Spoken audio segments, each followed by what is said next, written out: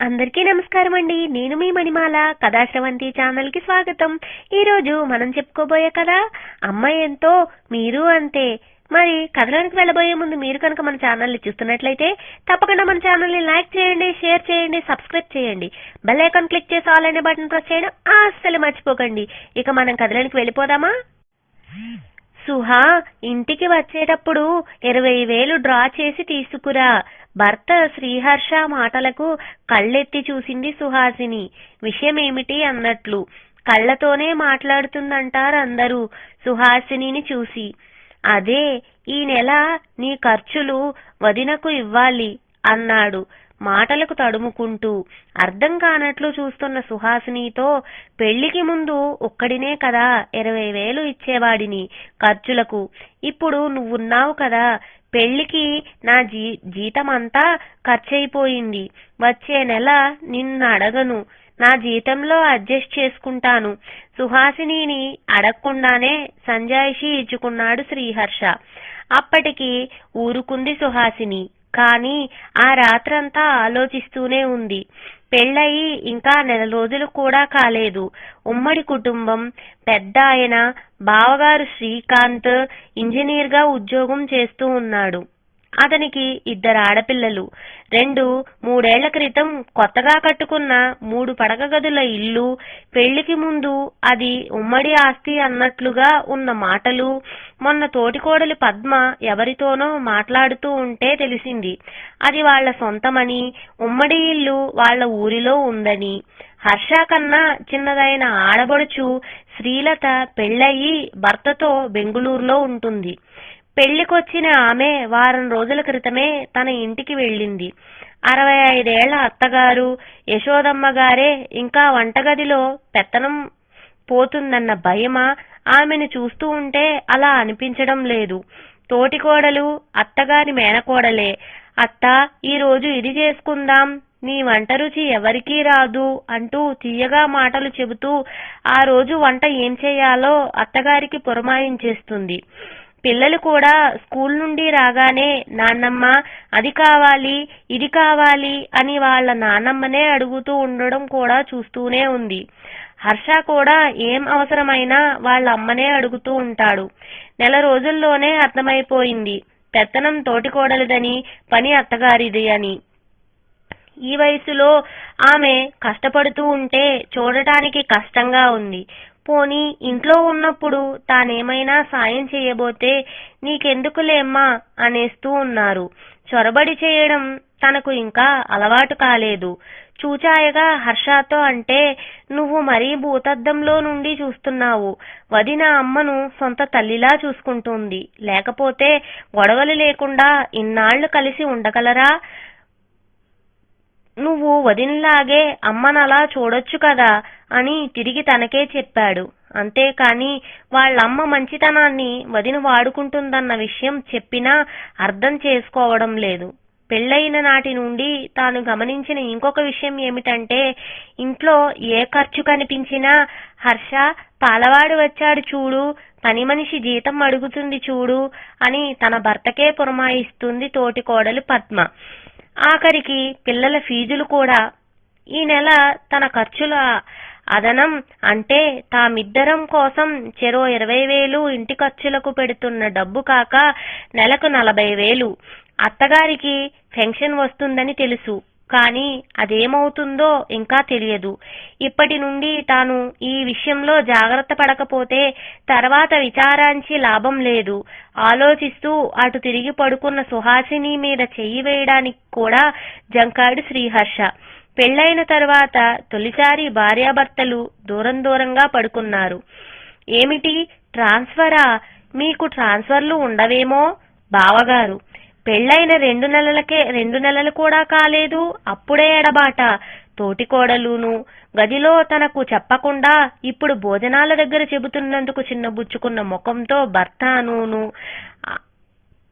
ఆపించుకోవచ్చేమో, కనుక్కోకూడదా అత్తగారి ఆదృద్ద? అయితే మేము సెలవులకి బాబాయ్ వాళ్ళ ఇంటికి వెళ్ళొచ్చు. పిల్లల మొహంలో ఆనందం వాళ్లను దగ్గరకు తీసుకుంటూ తప్పకుండా అని మంచి ఆఫర్ వచ్చింది బావగారు. ఆఫీసులో అందరూ ఈ ఛాన్స్ వదులుకోవద్దని చెబుతూ ఉన్నారు. అదీ కాక ఈయనకు వర్క్ ఫ్రం హోమే కదా, ఈయన నాతో పాటు వస్తారు. ఇంకా ఎడబాటేముంటుంది? తోటికోడల్ని చూస్తూ చెప్పింది సుహాసిని. ఆ రాత్రి గదిలో సుహా, ఇక్కడే ఉంటే బాగుంటుందేమో, అలవాటైన ఊరు, అందరం కలిసి ఉండవచ్చు. ఇక్కడ నీకు వంట పని ఇంటి పని లేదు, అన్నీ అమ్మ వదిన కలిసి చేసుకుంటారు. బయటకు వెళ్తే మనం కష్టపడాల్సి వస్తుంది. ఆలోచించు. అదీ కాక అమ్మను వదిలి నేనుండలేను చెప్పాడు శ్రీహర్ష. ఈయన వీళ్ళ అమ్మను వదిలి ఉండలేరు, మరి నేను మా అమ్మని వదిలి ఇక్కడికి రాలేదా? మనసు చిన్నబుచ్చుకుని అటు పక్కకు తిరిగింది సుహాసిని. అప్పటికి తానన్న మాటల్లో తప్పు తెలిసింది శ్రీహర్షకు. రెండోసారి భార్యాభర్తలు దూరంగా. ఈయన అత్తయ్యను వదిలి ఉండలేరట. అత్తయ్యని మాతో తీసుకువెళ్తాం. భోజనాల దగ్గర సుహాసిని మాటలకు పిడుగుపడింది ఆ ఇంట్లో. అమ్మ లేకపోతే ఎలా? బావగారు, హర్షే కాదు, అత్తను వదిలి నేను ఉండలేను కదత్తా.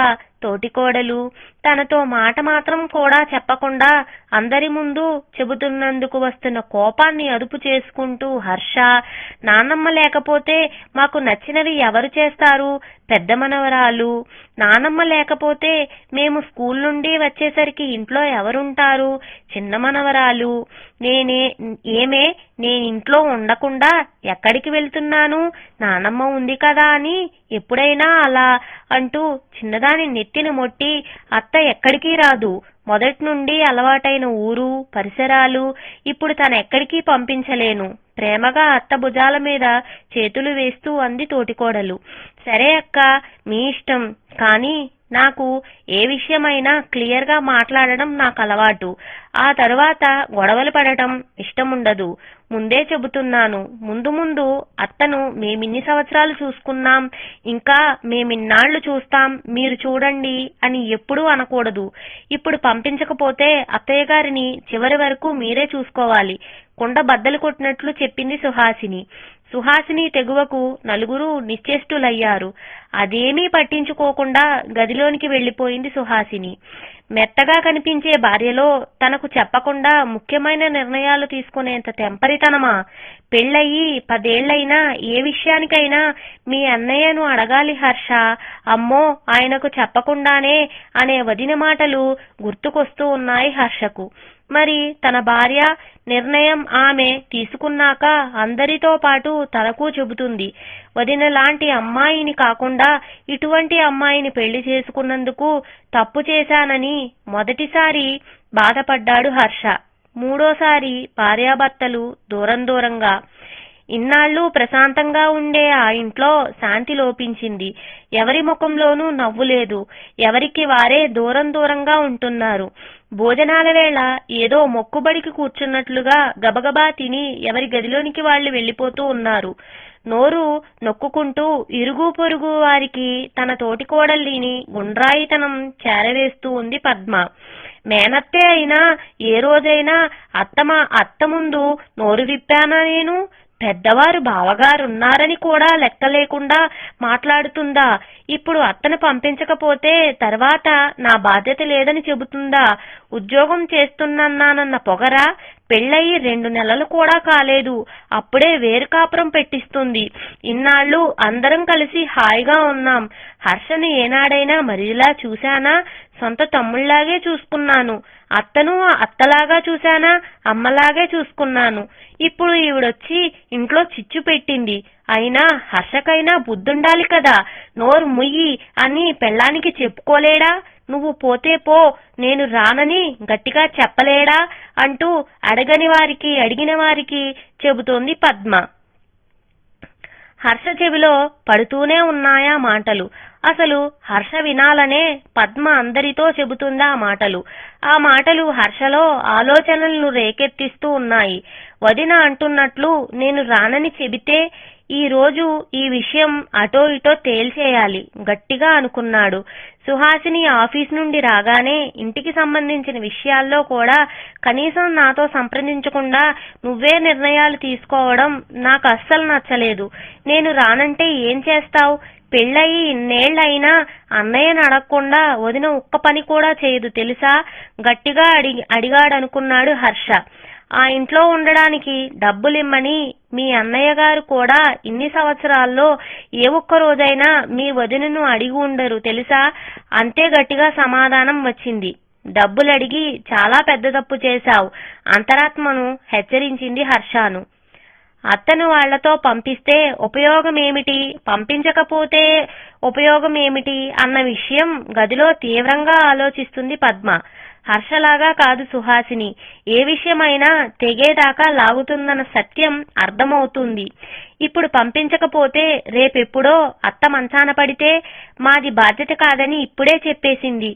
పోనీ అత్తను పంపించేద్దామంటే అమ్మో అన్ని పనులు తానే చేసుకోవాలి. పంపించకపోతే ఎల్లకాలము అత్త ఇలాగే ఉంటుందన్న గ్యారంటీ లేదు కదా. మీద పడే వయస్సు ఏ రోజు ఎలా ఉంటుందో, ముసలితనంలో ఏం జబ్బులొస్తాయో, వాటికి ఎంత ఖర్చు అవుతుందో. ఖర్చు విషయం పక్కన పెడితే చాకిరీ ఎవరు చేస్తారు? అమ్మో వద్దులే, ఆవిడను ఉంచుకోవడం ఎందుకు? కాలు చెయ్యి పడిపోయాక ఈవిడ కింద చాకిరీ చేయడం ఎందుకు? పంపించేస్తాను, చివరి వరకు ఆవిడ బాధ్యత మీరే అని గట్టిగా చెప్పి మరీ పంపించేస్తాను నిర్ణయించుకుంది పద్మ. యశోదమ్మ చిన్న కోడలితో వెళ్లాలన్న నిర్ణయం జరిగిపోయింది. నీ నిర్ణయం ఏమిటి, ఎక్కడుంటావు అని ఏ ఒక్కరూ కూడా ఆవిడను అడగనే లేదు. ఆవిడ మనసులో ఏముందో ఎవ్వరూ పట్టించుకోలేదు. రేపే ప్రయాణం ఒకరోజు వాయిదా వేసుకుంటే బాగుంటుందేమో అడగలేక చిన్న కోడల్ని అడిగింది యశోదమ్మ. ట్రాన్స్పోర్ట్ వాళ్లతో మాట్లాడేశాను, ఇంకో రోజు తర్వాత అంటే కుదరదు. మీకు కావలసిన వస్తువులన్నీ ఆ గదిలో పెడితే పనివాళ్లు వచ్చి ప్యాక్ చేస్తారు. డాక్టర్ ప్రిస్క్రిప్షన్లు మందులు మాత్రం మర్చిపోకండి. అన్నట్లు మర్చిపోయాను, మీ పెన్షన్ కాగితాలు పాస్బుక్ కూడా మర్చిపోకండి. అందరూ వింటూ ఉండగానే యశోదమ్మతో చెప్పింది సుహాసిని.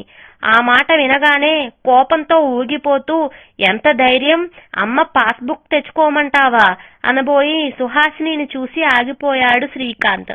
ఏదో అనబోయిన పద్మను కళ్లతోనే హెచ్చరించాడు వద్దని.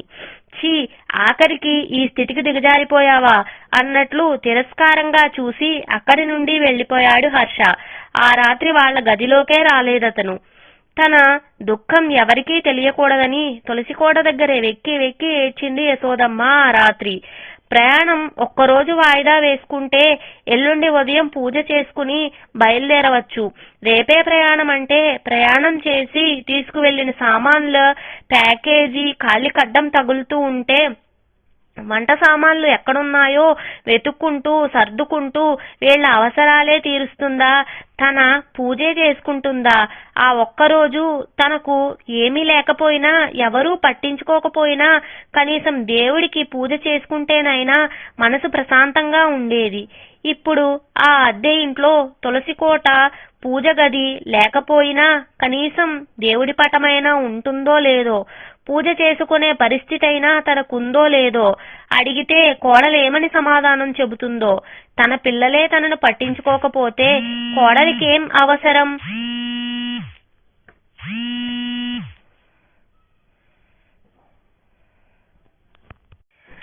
తనను పట్టించుకోవడానికి పెద్ద కొడుకు శ్రీకాంత్ తండ్రిలాగే తనకు ఏ విషయమూ చెప్పడు. నెలకొకసారి సంతకం పెట్టడానికి చెక్కు పుస్తకం తెస్తాడు. మాట్లాడకుండా సంతకం పెడుతుంది తను. పొరపాటున ఏదైనా అడగబోయినా నీకెందుకమ్మా అవన్నీ అని మాట కొట్టి పాడేస్తాడు. పెద్ద కోడలి పద్మ ఆడబొడుచు కూతురు అత్త అంటూ కూర్చున్న చోటే నుండే కదలకుండా లౌక్యంగా అన్ని పనులు తన చేతే చేయిస్తుంది. అత్త నన్ను ఏ పని ముట్టుకోనివ్వదు. పెళ్ళయి ఇన్నేళ్లైనా ఆమె మాట తోసేయలేను అంటూ తీయగా కబుర్లు చెబుతూ ఉంది. అది ఆమె తప్పు కాదు, తన తప్పే. మొదటి నుండి ఎవరేమన్నా ఏ పని చెప్పినా నోరు మెదపకుండా చేయడం అలవాటైపోయింది. భర్త అత్తగారు తనను అలా చేశారు. పోనీ ఏదో గడిచిపోతుంది, అందాక ఒంట్లో ఓపిక ఉంది అని సమాధాన పడుతూ ఉంటే ఇప్పుడు చిన్న కోడలు తననే రకంగా చూడబోతుందో, భర్త బావగారు తనకన్నా పెద్దది తోటికోడలు ఉన్నది కూడా చూడకుండా చెక్కు పుస్తకం తీసుకురమ్మని తనకు ధైర్యంగా చెప్పింది. 65 వచ్చినా ఇప్పటికీ తనకెంత పెన్షన్ వస్తుందో అడగలేని తన చేతకానితనానికి బాధపడాలో, ఆమె ధైర్యానికి మెచ్చుకోవాలో, తనకన్నా చెక్కు పుస్తకానికే విలువ కడుతున్నందుకు దిగులు పడాలో, ఇన్ని జరుగుతున్నా నోరెత్తని చిన్న కొడుకుని చూసి జాలిపడాలో, కోపగించుకోవాలో, చిన్న కోడలి దగ్గర ఇంకెన్ని కష్టాలు పడాలో అర్థం కాని అయోమయ స్థితిలో రాత్రంతా ఏడుస్తూనే ఉంది యశోదమ్మ. ఆ మర్నాడే ప్రయాణం. యశోదమ్మ భయపడినట్లు అక్కడ ఏమీ జరగలేదు. ఇంటికి వెళ్లేటప్పటికి చాలా సామాన్లు సర్దేసి ఉన్నాయి. ఇంట్లో ఒక మూలగా చిన్నదైన దేవుడి గది. చాలా ఆనందపడిపోయింది యశోదమ్మ. స్నానం చేసి పూజ చేసుకునేటప్పటికి పరమాన్నం చేసి పట్టుకొచ్చింది కోడలు. దేవుడికి నైవేద్యం పెట్టండంటూ. దానికే చాలా సంతోషపడిపోయింది యశోదమ్మ. నాకొచ్చినట్లు వంట చేశాను, రాత్రికి డిన్నర్కి వెళ్దాం, రెడీగా ఉండండి. భర్త వింటూ ఉండగానే అత్తగారితో చెప్పి ఆఫీసుకు వెళ్ళింది సుహాసిని. మొన్నటి నుండి భార్యాభర్తల మధ్య మాటలు లేవు మరి. వెయిటర్ కేక్ తెస్తూ ఉంటే ఎవరో ఆ అదృష్టవంతురాలు అందరి మధ్య పుట్టినరోజు జరుపుకోగలుగుతున్నారు అనుకుంటూ చిన్ననాటి సంగతులు గుర్తొచ్చి తనక అదృష్టం లేనందుకు యశోదమ్మ మనస్సు బాధపడింది. నాన్నగారు ఉన్నప్పుడు తన పుట్టినరోజు కూడా ఎంతో వైభవంగా చేసేవారు. లేక పుట్టిన ఒక్కతే కూతురు, లక్షల ఆస్తి, వైభవంగా చెయ్యక ఏమీ, ఊరందరికీ భోజనాలు పెట్టించేవారు. ఆయన వెళ్లిపోయారు, అంతే. తన జీవితంలో సంతోషమే మాయమైపోయింది. నాన్నకు క్యాన్సర్ అని తెలియడం, ఆయన పోయేలోగా తన పెళ్లి చూడాలని ఇదిగో ఈయనొక కట్టబెట్టారు. నాన్న పోయిన దిగులుతో అమ్మ ఎక్కువ కాలం బతకలేదు. లక్షల ఆస్తికి వారసురాలైన తనకంటూ ఎవరూ లేరు. ఆస్తి ఉన్నా తనకు అహం ఎక్కువ ఉంటుందోనని అడుగడుగునా ఆంక్షలు పెట్టే అత్తగారు, భార్య అంటే భర్త బాగోగులు చూసుకునేది మాత్రమే అనుకునే భర్త, అంతేగాని భార్య బాగోగులు తను పట్టించుకోవాలని ఏ రోజు అనుకోలేదాయన. తనకు ఒక పుట్టినరోజు ఉంటుందని అత్తవారింట్లో ఎవరికీ పట్టలేదు. పోని పిల్లలు పెద్దవాళ్ళయ్యాక నీ పుట్టినరోజు ఎప్పుడమ్మా అని అడుగుతారేమోనని ఆశగా ఎదురు చూసేది కొన్నాళ్లు.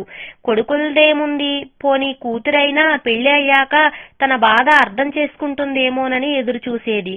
ఎంతసేపు తనెన్ని కష్టాలు పడుతుందో చెప్పేదే కాని ఒక్కరోజు కూడా నువ్వు అలా ఉన్నావమ్మా, ఇన్నాళ్ళు మాకెలా చేశావమ్మా అని అడగలేదు. ఆఖరికి తనకు ఒక పుట్టినరోజు ఉందని ఏనాడో మర్చిపోయింది. ఇదిగో ఎవరిదో ఈ పుట్టినరోజు. మరలా తనలా ఆలోచనల తుట్టెను కదిపింది.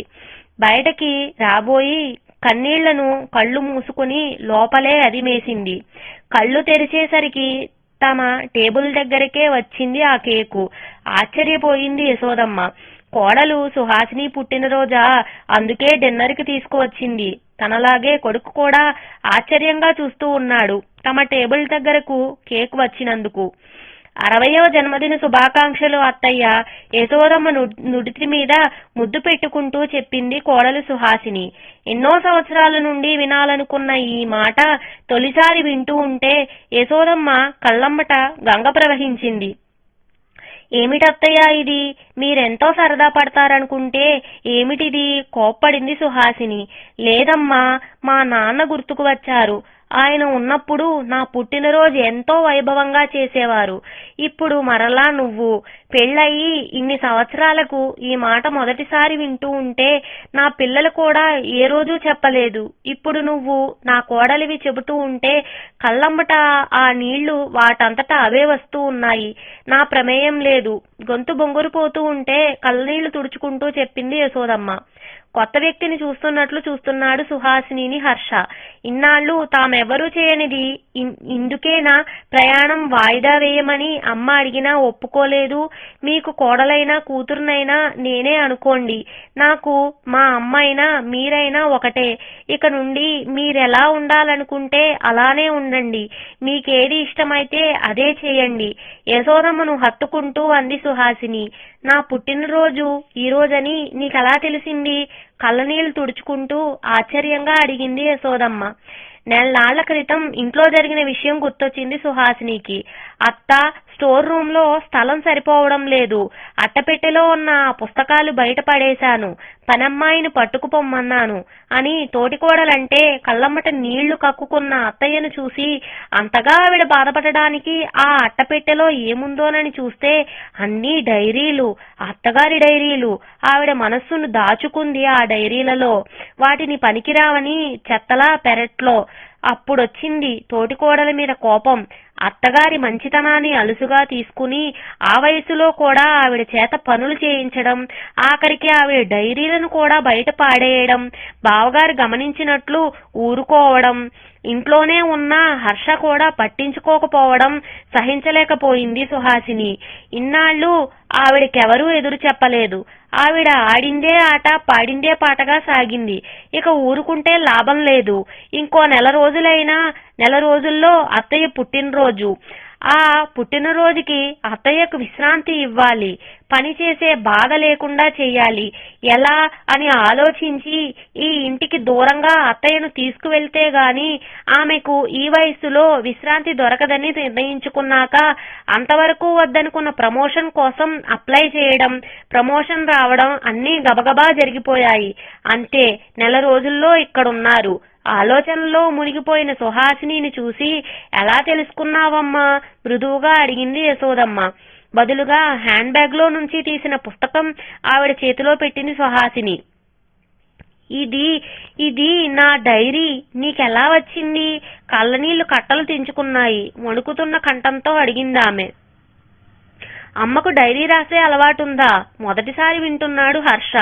ఇదే కాదు, అన్నీ ఉన్నాయి. మీ రూమ్ లో సర్దించాను.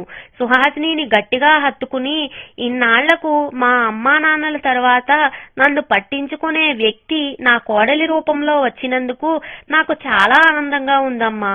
పెద్ద కోడలిలాగే నువ్వు నన్ను వాడుకోవాలనుకుంటున్నావు అనుకున్నాను. నిన్ను అర్థం చేసుకోలేనందుకు నన్ను క్షమించమ్మా అంది యశోదమ్మ. మా అమ్మైనా అలాగే వదిలేస్తానా? నాకు మా అమ్మెంతో, మీరు అంతే అత్తయ్య అన్న సుహాసిని మాటలు హర్షాలో ఆలోచనలు రేకెత్తించాయి. వదినను చూడు, అమ్మనెంత బాగా చూసుకుంటుందో. అత్త అని వెనకే తిరుగుతూ చనువుగా అది చేసి పెట్టు, ఇది చేసి పెట్టు అని అమ్మకే వంటగది పెత్తనం అప్పజెబుతుంది అని ఒకసారి అంటే, మీ వదినలాగా మీ అమ్మను నేను చూసుకోలేనండి అన్న సుహాసిని మాటలకు చాలా కోపం వచ్చిందప్పుడు. చదువుకుంటుందన్న గర్వం అని అనుకున్నాను. ఇప్పుడు తెలిసింది ఆ మాటలకు అర్థం. అమ్మలా చూసుకోవడం అంటే తీయగా మాటలు చెప్పడం కాదు, మనస్సుని అర్థం చేసుకోవాలని, చెప్పకుండానే వాళ్ళ అవసరాలు ఏమిటో గ్రహించుకోవాలని. మొదటిసారి తన మీద తనకే చాలా కోపం వచ్చింది హర్షకు. తల్లి చేతులు పట్టుకున్నాడు. క్షమించమ్మా అంటూ ఆప్యాయంగా అతన్ని హత్తుకుంది యశోదమ్మ. మా అమ్మైనా మీరైనా ఒకటే అన్నావు మా అమ్మతో, కానీ మేమెవ్వరము మా అమ్మను అలా చూసుకోలేకపోయాం. అమ్మని ఎలా చూసుకోవాలో ఇక నుండి నీ దగ్గరే నేర్చుకుంటాను. ఆ సుహాసిని వైపు తిరిగి చూశాడు హర్ష. Okay agreed. ఇప్పుడు మన అమ్మ పుట్టినరోజు పండగ చేద్దాం రండి నవ్వుతూ అన్న సుహాసినిని అనుసరించాడు హర్ష. ఇంతటితో ఈ కథ సమాప్తం. మళ్ళీ మనం ఒక మంచి కథతో తిరిగి కలుసుకుందాం. తప్పకుండా మన ఛానల్ ని సబ్స్క్రైబ్ చేయండి. ఈ కథను మనకు అందించిన కథా రచయిత డాక్టర్ మజ్జి భారతి గారు. Thank you.